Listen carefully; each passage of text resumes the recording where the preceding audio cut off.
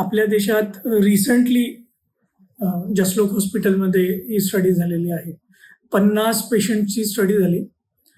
हे जे 50 पेशंट्स होते त्यांना पार्किन्सोनिझम नावाचा आजार होता आणि पार्किन्सोनिझम हा आजार नॉर्मली वयस्कर लोकांना होतो आणि त्याच्यावरती असं सटीक फायनल गोल्ड स्टँडर्ड ट्रीटमेंट काहीच नाही.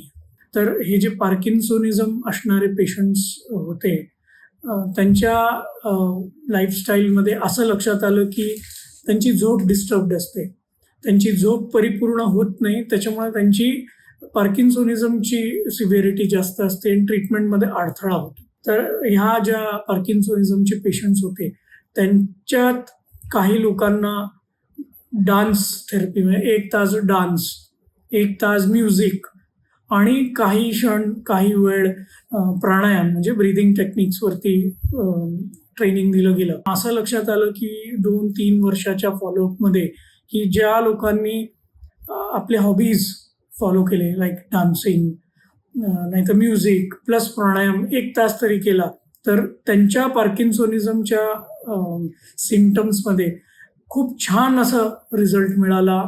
आणि म्हणून आम्ही प्रत्येक स्लीप डिसऑर्डर ब्रीदिंगच्या पेशंट्सला सांगत असतो की तुम्ही काहीतरी एक छंद फॉलो करा, some hobby you follow, dancing, music. ह्या गोष्टी खूप युजफुल आहे तुमच्या रात्रीच्या स्लीपच्या क्वालिटीला इम्प्रूव्ह करण्यासाठी.